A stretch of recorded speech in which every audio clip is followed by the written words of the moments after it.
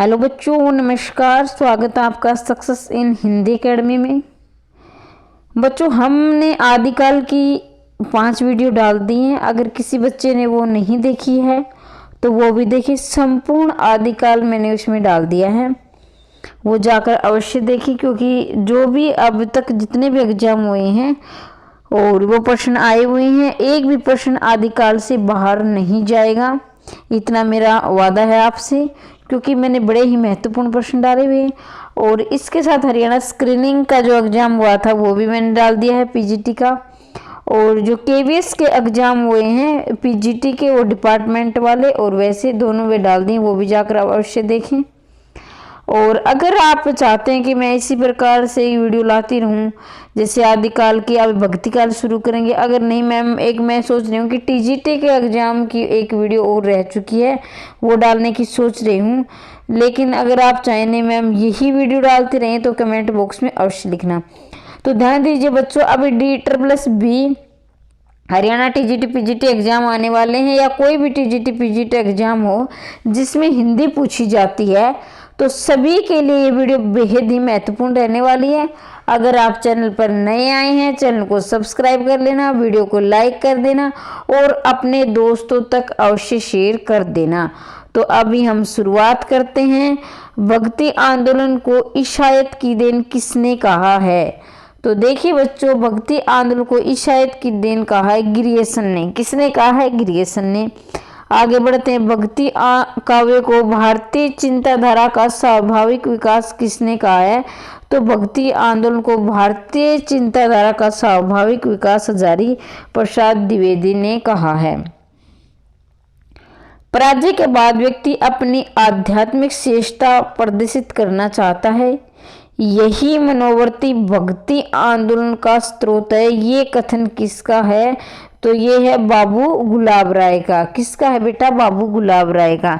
देखिए बच्चों, रामचंद्र शुक्ल से संबंधित बहुत से कथन आते हैं और भी बहुत से कथन आते हैं, तो मैं एक वीडियो स्पेशल कथनों की भी लेकर आऊंगी। लेकिन जो महत्वपूर्ण कथन है वो एक दो हमारे आते ही रहेंगे।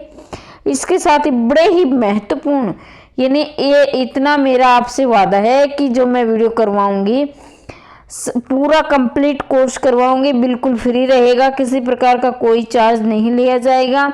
टीजीटी पीजीटी हरियाणा, चाहे किसी भी एग्जाम में टीजीटी पीजीटी के क्वेश्चन पूछे जाते हैं सारे। और ये नेट वाले बच्चों के लिए भी महत्वपूर्ण है, क्योंकि देखो बेटा पूछते हैं कि मैम याद ये उसमें आएगा या उसमें आएगा। देखो बच्चों, हिंदी साहित्य किसी भी, चाहे इंग्लिश का लिटरेचर हो या हिंदी साहित्य, बस इतना फर्क हो जाता है कि नेट में कुछ क्रम लगाने के लिए बोल दिया जाता है और कुछ सन आ जाते हैं, बाकी वही है।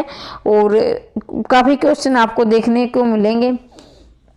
भक्ति काल को हिंदी साहित्य का स्वर्ण युग किसने कहा है? तो भक्ति काल को हिंदी साहित्य का स्वर्ण युग किसने कहा? डॉक्टर श्याम सुंदर दास ने।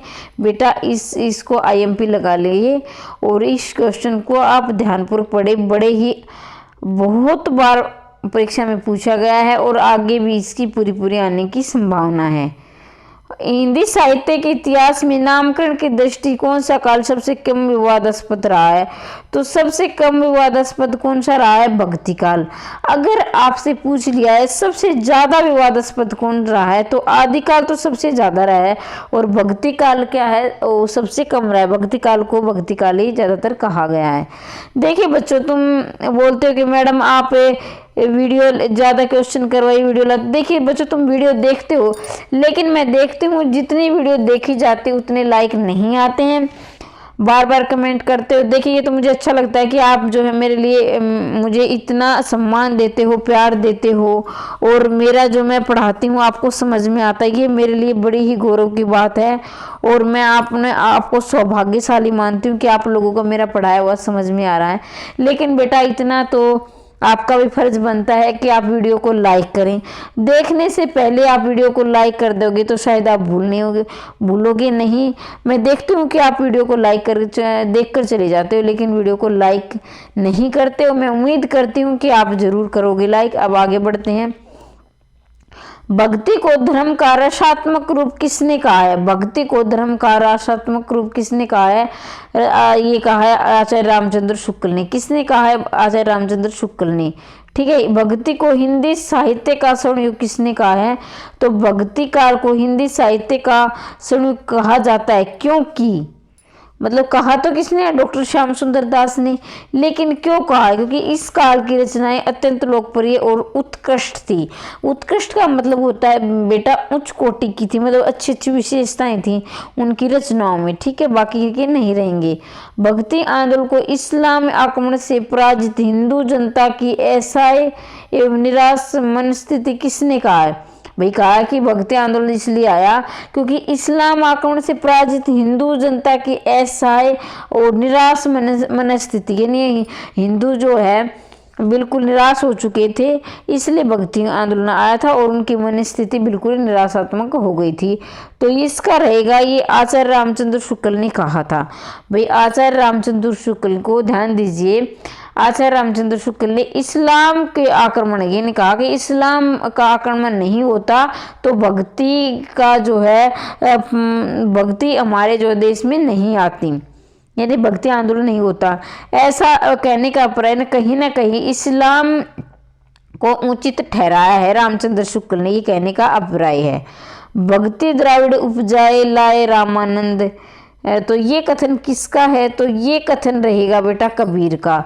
कबीर के गुरु कौन थे? रामानंद थे। तो फिर रामानंद तो खुद तो कहेंगे नहीं कि मैं नहीं आता तो भी भक्ति नहीं आती, तो कहीं ना कहीं उनके शिष्य ही अपने गुरु की तारीफ करेंगे। इसलिए आपको क्वेश्चन में यहाँ जो है कबीर नहीं, ये कहने का रामानंद दिया, हाँ ये दिया है, रामानंद दिया है। तो खुद एक इंसान खुद तो अपनी तारीफ करेगा नहीं तो मुंह या मिट्ठू वाली बात हो जाएगी। तो जो शिष्य ही अपने गुरु की तारीफ करता है, तो ऐसे आप लॉजिक लगाकर भी कर सकते हो। जिसने नहीं पढ़ा है थोड़ी सी कॉमन सेंस भी लगाया करो। भक्ति द्राविड़ उपजाए लाए रामानंद, तो रामानंद जो है भक्ति लाए थे, किसने कहा है? कबीर ने। रामानुजाचार्य के गुरु कौन थे? तो रामानुजाचार्य के गुरु है कांचीपुरम। देखिए बच्चों, आपकी जो एग्जाम की डेट घोषित होगी तब तक मैं चाहती हूँ कि एक वीडियो में शिष्य और गुरु की भी लेकर आऊँ, क्योंकि बहुत बार पूछा जाता है। किसके भक्ति पर गीतों का संकलन अभंग नाम से जाना जाता है? किसके भक्ति गीतों का संकलन अभंग नाम से जाना जाता है? थोड़ा जूम कर लेती हूँ, शायद आपको देखने में थोड़ी परेशानी हो सकती है, तो इसलिए मैं जूम कर लेती हूँ। इसके भक्ति गीतों का अभंग नाम से जाना जाता है, तो ये नामदेव की गीत भक्ति पर गीतों का संकलन अभंग नाम से नामदेव का जाना जाता है। हिंदी भक्ति काव्य का शुभारंभ किसकी रचनाओं में माना गया है?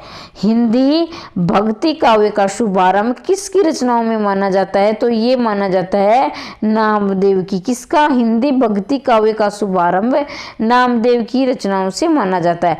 दिव्य प्रबंधम काव्य संकलन किसका है? आलवार का। दिव्य प्रबंधम काव्य संकलन किसका है?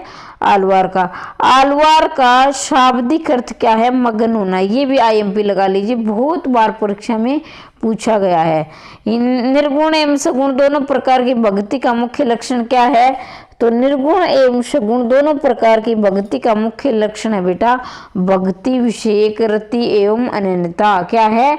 भक्ति निर्गुण एवं सगुण दोनों प्रकार की भक्ति का मुख्य लक्षण भक्ति विषयक रति एवं अनन्यता है। आगे बढ़ते, नमा लावर के गीतों का सबसे पहले संपादन किसने किया है? तो नमा लावर के गीतों का सबसे पहले संपादन किया है नाथ मुनि ने। किसने किया है? नाथ मुनि ने। आलवार गायकों की संख्या कितनी है? 12 सभी जानते हैं। रामानंद के कितने शिष्य थे? 12 का आंकड़ा बहुत आता है। रामानंद के कितने शिष्य थे? 12। और आलवार भक्तों की संख्या कितनी थी? 12। साकेत में कितने सरक थे बेटा? 12। तो देखिए 12 कितना चलता है। साकेत में कितने सरक थे? 12। और आलवार भक्तों की आलवार गायकों की संख्या कितनी थी? 12। रामानंद के कितने शिष्य थे? 12। तो इन 12 को आप याद रखेंगे। आलवार महिला संत का क्या नाम था? अंडाल। ऐसे आलवार ऐसे अंडाल, ऐसे भी आप इसको याद रखेंगे। रामानुजाचार्य ने किसकी उपासना पर जोर दिया था? तो रामानुजाचार्य ने बेटा विष्णु की उपासना पर जोर दिया था। अवधूत किसे कहते हैं? रामानंद के वैरागियों को क्या कहते हैं? अवधूत कहते हैं। रामानंद के वैरागियों को क्या कहते हैं? अवधूत कहते हैं। तो हमारे यहाँ 20 क्वेश्चन पूरे होते हैं और अब हम 21वें क्वेश्चन की तरफ बढ़ेंगे। और रामानंद ने नारायण और लक्ष्मी के स्थान पर किसकी उपासना पर जोर दिया था? तो रामानंद ने नारायण और लक्ष्मी के स्थान पर सीताराम की उपासना का जोर दिया था। भी रामानंद ने कहा था कि नारायण और लक्ष्मी के स्थान पर आप सीता और राम की उपासना करो। योग साधना के प्रवर्तक आदि गुरु कौन माने जाते हैं? तो योग साधना के प्रवर्तक और आदि गुरु किसे? शिव को माना जाता है। किसको माना जाता है? शिव को माना जाता है। संत मत का महत्व तो इसलिए क्योंकि वो मानते हैं कि ईश्वर को मिलाने वाला कौन है? गुरु है। भाई संत मत का महत्व इसलिए है क्योंकि ईश्वर को मिलाने वाला कौन है? गुरु है। ईश्वर को मिलाने वाला गुरु है। जैसे कबीर ने कहा है कि गुरु गोविंद दों खड़े काके लागू पाए, बलिहारी गुरु आपने जिन्हें गोविंद दियो मिलाए। तो मिलाए या बताया गोविंद दियो बताए। तो ये बात है कि जो है ये भक्त जो थे, संत थे, ये जो है अपने गुरु को भगवान से भी बड़ा दर्जा देते थे। नीमा किसकी माता का नाम है? तो कबीर की माता का क्या नाम है? नीमा। कबीर की माता का क्या नाम है? नीमा। उत्तर भारत में वैष्णव भक्ति के संस्थापक कौन है? उत्तर भारत में वैष्णव भक्ति के संस्थापक हैं रामानुज। किसे? रामानुज। निर्गुण भक्ति का आदि स्रोत क्या है? तो मुंडकोपनिषद है, प्रश्नोपनिषद है, कंठोपनिषद है। तो बेटा निर्गुण भक्ति का आदि स्रोत है श्वेता स्वेद उपनिषद। कौन है? श्वेता स्वेद उपनिषद। पार्थ संप्रदाय के संपादक कौन है? शंकराचार्य, रामानुज, नामदेव, विष्णु स्वामी। तो स्मार्त संप्रदाय के संपादक है शंकराचार्य। कौन है? शंकराचार्य। आगे बढ़ निम्नलिखित में सुम्मिलित करना। भाई यहाँ पर आपको सुम्मिलित करना है। तो सुम्मिलित करने के लिए देखना है कि कौन सा कहाँ आएगा। तो शास्ता पूजक संप्रदाय है, शास्ता पूजक संप्रदाय है केरल का। शास्ता पूजक संप्रदाय कौन सा है? केरल का है। ठीक है। सहजिया संप्रदाय किसका है? तो सहजिया बंगाल का है। पंचसखा समुदाय किसका है? उड़ीसा का है। वारकरी संप्रदाय किसका है? महाराष्ट्र का है। तो ये देखिए किसका, अब एक बार फिर से मिलान करते हैं। शास्ता पूजक संप्रदाय, शास्ता पूजक संप्रदाय किसका है? केरल का है। शास्ता पूजक संप्रदाय ऐसे भी आदि, वैसे तो इसमें कैसे केरल भी दिया है, कैसे कर्नाटक भी दिया है, लेकिन शास्ता पूजक लास्ट में कैसे शुरू हो रहा है? तो केरल। सहजिया संप्रदाय, सहजिया बंगाल, और जो है पंचका है उड़ीसा, और वारकरी महाराष्ट्र। तो इसका जो है ऑप्शन नंबर सी हो जाएगा इसका उत्तर। ये 28 क्वेश्चन हो गए हमारे। आगे बढ़ते हैं। निर्गुण काव्यधारा को ज्ञानाश्री और प्रेमाश्री की दो भागों में किसने विद्वान ने विभाजित किया था? भाई निर्गुण को है, निर्गुण ज्ञानाश्री और प्रेमाश्री किसने, ज्ञानाश्री और प्रेमाश्री दो ही भागों में विभाजित करने वाले विद्वान कौन थे? रामचंद्र शुक्ल थे। कौन थे? रामचंद्र शुक्ल ने निर्गुण काव्यधारा को ज्ञानाश्री और प्रेमाश्री दो भागों में विभाजित किया है। साधना के क्षेत्र में जो ब्रह्मा है, साहित्य के क्षेत्र में वही रहस्यवाद है, किसने कहा है? भाई साधना के क्षेत्र में जो ब्रह्मा है, साहित्य के क्षेत्र में वही रहस्यवाद है, ये कथन किसने कहा है? तो रामचंद्र शुक्ल ने कहा है। देखिए बच्चों, रामचंद्र शुक्ल के बहुत कथन आते हैं, तो मैं सोच रही हूँ एक वीडियो ऐसी लेकर आऊँगा आपके लिए जो सिर्फ रामचंद्र शुक्ल के कथन और सारे इकट्ठे उतार के और वो वीडियो बनाकर लेके आती हूँ। ठीक है।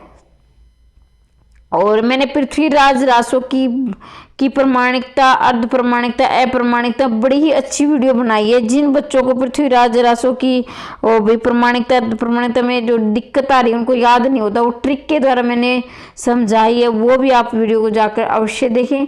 इसके साथ मैंने टीजीटी का सिलेबस भी डाल दिया। जिस बच्चे को ये नहीं पता कि हरियाणा टीजीटी का क्या सिलेबस आएगा, तो वो भी वीडियो जाकर देखें। और आदिकाल के नामकरण की जो होती है, भी आदिकाल का नामकरण वीरगाथा कल किसने दिया, आदिकाल किसने दिया, तो वो भी मैंने ट्रिक के द्वारा वीडियो करवाई हुई है, वो भी आप जाकर अवश्य देखें। विष्णु का सर्वप्रथम उल्लेख किससे मिलता है, तो ऋग्वेद से।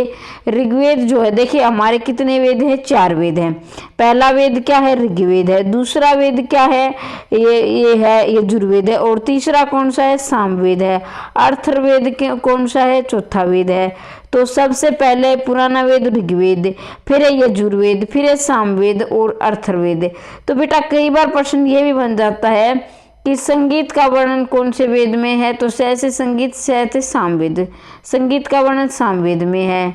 और जादू टोना का अथर्ववेद में है। बीच में जो जादू मतलब जो नकारात्मक बातें होती है, जैसे जादू टोना, काला जादू, इस तरह से जो है वशीकरण से संबंधित हो, तो अथर्ववेद में। सामवेद में संगीत है। और ऋग्वेद सबसे पुराना वेद है, और जो वेदों का वेद, ये मतलब कि सबसे श्रेष्ठ वेद भी से ऋग्वेद को ही माना गया है। वैष्णव धर्म के संस्थापक नहीं है, तो वैष्णव धर्म के संस्थापक भाई कौन नहीं है, तो वैष्णव धर्म के संस्थापक नामदेव नहीं है। कौन है, नामदेव नहीं, बाकी सारे वैष्णव धर्म के हैं। भक्ति आंदोलन का सूत्रपात का उत्तर भारत न होकर दक्षिणी भारत हुआ, इसका मूल कारण कौन सा कथन सत्य है। भाई भक्ति आंदोलन जो हमारा सूत्रपात यानी भक्ति आंदोलन की शुरुआत हुई, वो उत्तर भारत न होकर, भी उत्तर भारत नहीं है, दक्षिण भारत है। तो इसके कौन से कारण सत्य है, ठीक, मतलब कौन सा कारण ठीक है, तो दक्षिण भारत पूर्ण निरापद था। भाई दक्षिण भारत पूर्णतः निरापद था। तो इसका जो है 33वें का ऑप्शन नंबर 1 सही ठीक हो जाएगा। और अद्वैत दर्शन के प्रवर्तक कौन है, भाई अद्वैत दर्शन के प्रवर्तक कौन है, शंकर है। तो देखिए आप इसको ट्रिक के द्वारा कैसे याद करेंगे। अद्वैत का मतलब होता है जिसके समान दूसरा ना हो।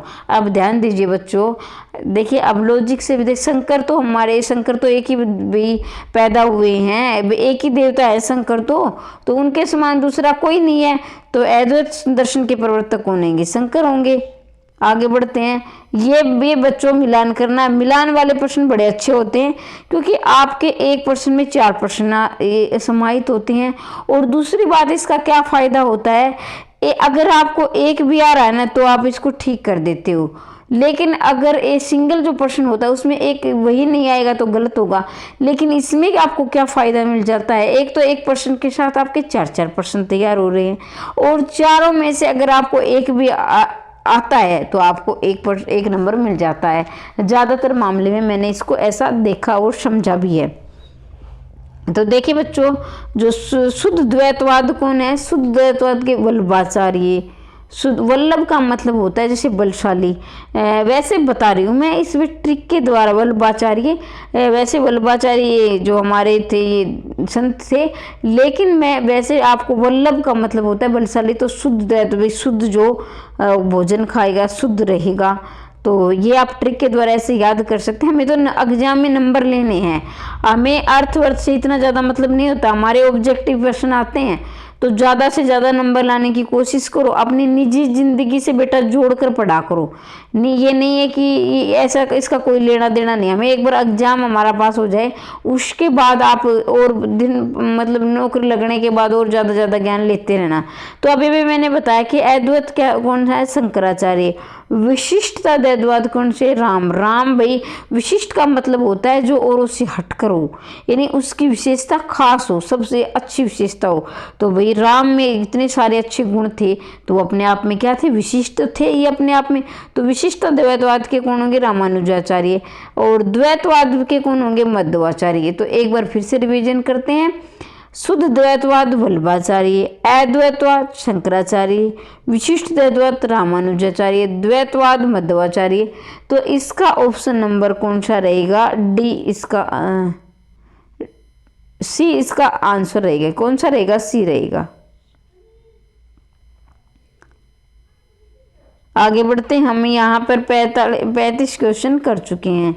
और जिस भी बच्चों को अगर ये समझ में नहीं आ रहा, एक बार 2 बार वीडियो इसको देख सकते हो, ठीक है बच्चों, क्योंकि एक बार मैंने करवा दिया। अगर आपको समझ में नहीं आए तो वीडियो को 2-3 बार देख सकते हो और समझ सकते हो। अगर किसी भी टॉपिक पर आपको डाउट है या किसी टॉपिक पर आप वीडियो बनवाना चाहते हो तो कमेंट बॉक्स में अवश्य लिखना बच्चों। मैं आपके लिए और भी वीडियो लाती रहूँगी, और जहाँ पर आपको परेशानी लग रही है उस टॉपिक को मैं पहले ले आऊँगी। और एक टीजीटी का पेपर और बचता है, या फिर आपको नहीं मैडम वो बाद में करवा देना, हमारी सीरीज ऐसे ही चलते रहना। तो मैं आदिकाल की मैंने डाल दी है, तो ये भक्ति काल चला हुआ है। और बच्चों जो बच्चे टीजीटी पीजीटी हरियाणा स्क्रीनिंग की तैयारी कर रहे हैं, DEET+ भी की तैयारी कर रहे हैं, तो उनका सिलेबस मिलता जुलता है। पीजीटी का भी सिलेबस आया नहीं है, वो आने के बाद वो भी मैं आपको सूचना दूंगी। लेकिन मैं आपकी बिल्कुल फ्री तैयारी करवाऊंगी, किसी प्रकार का आपसे कोई चार्ज नहीं लिया जाएगा। कुछ बच्चों को लगता है कि वो पेड कोर्स में पढ़े तभी उनको संतुष्टि होती है, लेकिन फ्री का कोई मूल्य नहीं। बहुत सारे ऐसे यूट्यूबर है जो फ्री में पढ़ाते हैं, और मैं भी चाहती हूँ कि मैं अपनी नॉलेज फ्री में दूँ। इसके लिए आपको चैनल को सब्सक्राइब करना पड़ेगा, और जो है घंटी वाले निशान को दबाना पड़ेगा। घंटी वाले निशान को दबाओगे तो फिर वीडियो का नोटिफिकेशन जब भी वीडियो डालूंगी आप तक पहुंच जाएगी। इसके साथ ही अद्वैतवाद के प्रवर्तक आचार्य शंकर को कुछ पुराण पंथियों ने प्रच्छन्न बोध कहा था। प्रच्छन्न बोध क्यों कहा था भाई? ये इसका जो है रीजन, इसका कारण ढूंढना है, ठीक है बच्चों। शंकराचार्य बौद्ध और मतावली में बड़ा मतभेद था। शंकराचार्य भारत में बौद्ध धर्म को समाप्त करना चाहते थे। शंकर के अद्वैत दर्शन ने भारत के एक सूत्र में बांधा था। बौद्ध धर्म में सभी मनुष्य समान हैं। शंकराचार्य ने इसी का अनुकरण किया था। ये बात सही है भाई। जो अद्वैत के प्रवर्तक शंकराचार्य, कुछ पुराण पंथियों ने भाई अद्वैत के प्रवर्तक कौन है? शंकराचार्य। और प्रच्छन्न बोध कहा था उन्होंने। शंकराचार्य क्या कहा था? प्रच्छन्न बोध कहा था। क्यों कहा था? क्योंकि बौद्ध धर्म में सभी मनुष्य समान है। शंकराचार्य ने इसी का अनुकरण किया था कि बौद्ध धर्म में सभी मनुष्य बराबर है, चाहे कोई ऊंचा हो नीचा, यानी जो भी जाति के आधार पर, धर्म के आधार पर कोई भेदभाव नहीं किया जाता था। अद्वैतवाद के अनुसार क्या है भी? अद्वैतवाद का क्या मतलब है? जीव और ब्रह्मा एक है, यानी अलग अलग नहीं है। जीव और ब्रह्मा एक ही आपस में जुड़े हुए हैं। भक्ति आंदोलन को दक्षिण से भारत लाने का श्रेय किसको है? तो भाई ये पहले ही मैंने लगा रखा है इसको IMP, मतलब ये IMP का मुझे लग रहा था, तो आप भी इसको IMP लगा लेना और इस प्रश्न को अच्छी प्रकार से देख लेना। तो रामानंद जो है उत्तर भारत, भक्ति को दक्षिण से उत्तर भारत लाने का श्रेय किसको? रामानंद को है। और रामानंद किसके गुरु थे? कबीर के। कबीर किसके शिष्य थे? रामानंद के। रामानंद के कितने शिष्य थे? 12 थे, ठीक है। हरिदास संप्रदाय के प्रवर्तक कौन है? तो हरिदास संप्रदाय के बेटा हरेंगे हरिवंश है से हरिदास है से हितवंश, ऐसे भी आप इसको याद कर सकते हैं। वैष्णव धर्म के 4 प्रमुख आचार्यों में किसने अपने सिद्धांतों में भक्ति ज्ञान का समुच्चय माना है? वैष्णव धर्म के 4 प्रमुख आचार्यों में किसने अपने सिद्धांतों में भक्ति और ज्ञान का समुच्चय माना है? तो किसने माना है? रामानुज ने। तो बेटा हमारे यहाँ 40 क्वेश्चन होते हैं। अब आगे बढ़ते हैं। देखिए बच्चों ध्यान दीजिए, मैं चाहती हूँ कि आपकी 50 क्वेश्चन में डेली करवाऊँ, ठीक है। लेकिन आप कहते हो कि नहीं मैडम हमें 50 से ज़्यादा चाहिए।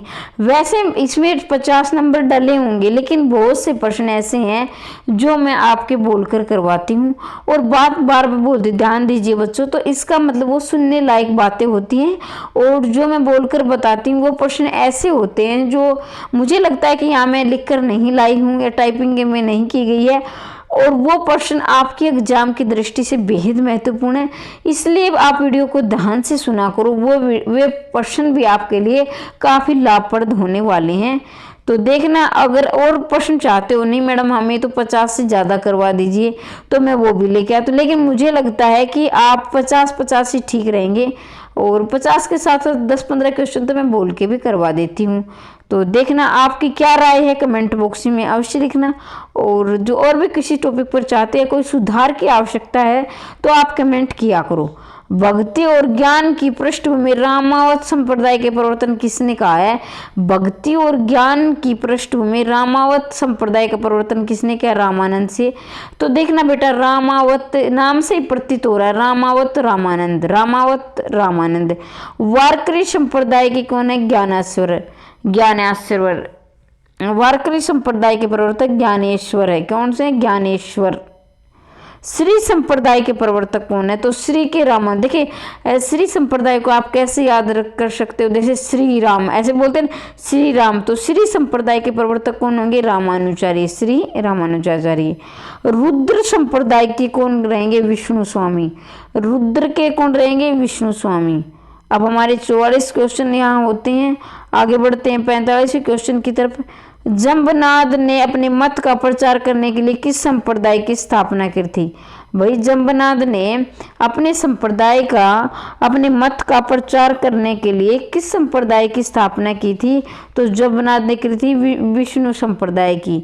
विष्णु संप्रदाय की स्थापना किसने की थी? जंबनाद ने की थी। जंबनाद ने किस संप्रदाय की स्थापना की थी? तो विष्णु संप्रदाय की। उम्मीद करती हूँ कि आपको समझ में आया होगा। अनंतानंद, कबीर, सुखा सुरारी, पद्मावती नरहरि, पीपा भावानंद, रैदास, घना सेन सुरसरी की घनेरी। अनंतानंद, कबीर, सुखा, सुरसरा, पद्मावती नरहरि, पीपा भावानंद, रैदास, घना सेन सुरसरी। रामानंद के शिष्यों की सूची किस काव्य ग्रंथ में है? तो रामानंद के शिष्यों की यह सूची किस काव्य ग्रंथ में है? तो बेटा भक्तमाल में। किसकी? जो रामानंद की जो शिष्यों की सूची थी वो भक्तमाल में दी गई थी। किस में दी गई थी? भक्तमाल में। कबीर की वाणी का संग्रह बीजक कहलाता है। ये कितने भाग हैं भाई? जो कबीर की वाणी है, कबीर आप सभी जानते हैं, सभी बच्चे की कबीर को अनपढ़ माना गया। भी कबीर अनपढ़ थे, पढ़े लिखे नहीं थे, लेकिन क्या है कि वो जब अपने धर्म का प्रचार करने के लिए ज्ञान जो शब्द जो एक स्थान से दूसरे स्थान तक ज्ञान का प्रचार प्रसार करते थे, तो क्या होता था कि वो अपनी वाणी से शब्द कुछ ऐसे गाते थे, बोलते थे, तो उनके जो शिष्य थे वो वहीं पर उनको नोट कर लेते। जैसे मान लो कहीं पर वो प्रचार प्रसार करने के जा रहे हैं किसी मान लो ऐसे जगह पर, धार्मिक जगह पर, तो उनके शिष्य उनके साथ जाते थे, ठीक है। और जब वो बोलते थे, उपदेश देते थे सामान्य जनता को, तो वो क्या है, कबीर के शिष्य पढ़े लिखे थे तो उसको नोट कर लेते थे। और ऐसे ही उन्होंने उनकी जो वाणी थी, वो जो बोलकर बोलते थे, जो उपदेश देते थे, उनके शिष्यों ने उसको नोट कर लिया। तो उनको वो नोट करते चले गए, लिखते चले गए, क्योंकि कबीर तो अनपढ़ थे, वो तो लिख नहीं सकते थे, तो वही उनकी रचना बन गई। तो उन्होंने उसको नाम क्या दे दिया? बीजक दे दिया। उनके शिष्यों ने क्या नाम दे दिया? बीजक दे दिया। और उनकी वाणियों का उन्होंने संग्रह कर लिया। तो कबीर की वाणियों का संग्रह क्या कहलाता है? बीजक कहलाता है। तो वाणियों का संग्रह क्या होगा? बीजक। उन्होंने एक पुस्तक बना दी, ठीक है। वरना मानते कि कबीर तो अनपढ़ थे, तो अनपढ़ तो लिख नहीं सकते थे, तो उनके शिष्यों ने उसको लिखा है, लेकिन वाणी किसकी है? कबीर की है। तो ये कितने भागों में है? 3 भागों में। बीजक कितने भागों में? 3 भागों में। और 3 भी कौन से भाग हैं वो भी मैं आपको बताऊंगी। देखिए बेटा, पहला है साखी, दूसरा रहेगा आपका शब्द, ये वाला पूरा ब आएगा। ये वाला शब्द अलग होता है, ये व्याकरण में होता है, लेकिन ये पूरा शब्द होता है ऐसे वाला शब्द। तो जैसे शब्द हम भजन और शब्द नहीं गाते हैं प्रभु को मोहित करने के लिए, वो शब्द। और है साखी। और तीसरा है बेटा रैमनी। क्या है? रैमनी। साखी, शब्द, रैमनी, ऐसे बीजक की 3 जो है भागों में बटी हुई है वाणियों का संग्रह। तो उम्मीद करती हूँ कि आपको समझ में आया होगा। भक्ति काल की समय सीमा कितनी है? 1375 से 1700। तो ये किसने मानी है बेटा? ये रामचंद्र शुक्ल के अनुसार है। भक्ति काल की समय सीमा 1375 से 1700। ज्ञान मार्गी कवियों किस नाम से जाना गया है? ज्ञान मार्गी कवियों को संत कवि नाम से जाना गया है। किस नाम से? संत कवि नाम से। अब भक्तमाल के रचनाकार कौन है? नाभादास। भक्तमाल के रचनाकार कौन है? नाभादास। तो यहाँ बच्चों आपके 50 क्वेश्चन पूरे होते हैं। कहने को तो ये 50 है जो दिखने, लेकिन कुछ प्रश्न मैंने बोलकर भी करवाए हैं। तो वो भी आप अवश्य एक बार, अगर समझ में नहीं आ रहा तो वीडियो को 1-2 बार देख सकते हैं, या फिर ऐसा कर सकते मैम रिवीजन करवा, तो मैं साथ साथ की 1-2 वीडियो को 2 बार पीछे करके रिवीजन भी करवा देती हूँ, या फिर मैं 50 क्वेश्चनों की सीरीज चलाती रहूँ या और ज़्यादा लेकर आऊँ। आप कमेंट बॉक्स में अवश्य लिखना, आपको वीडियो कैसी लगी ये भी लिखना, और बच्चा किस टॉपिक पर आप वीडियो चाहते हो वो भी ज़रूर लिखना। और इसके साथ ही मैं चाहती हूँ कि 2023 में आपका सिलेक्शन श्योर हो। दिन दोगुनी रात चौगुनी उन्नति करते रहिए, पढ़ते रहिए, आगे बढ़ते रहिए, मुस्कुराते रहिए और सदा आगे उन्नति करते रहिए, ऐसी मैं कामना करती हूँ। वीडियो देखने के लिए धन्यवाद।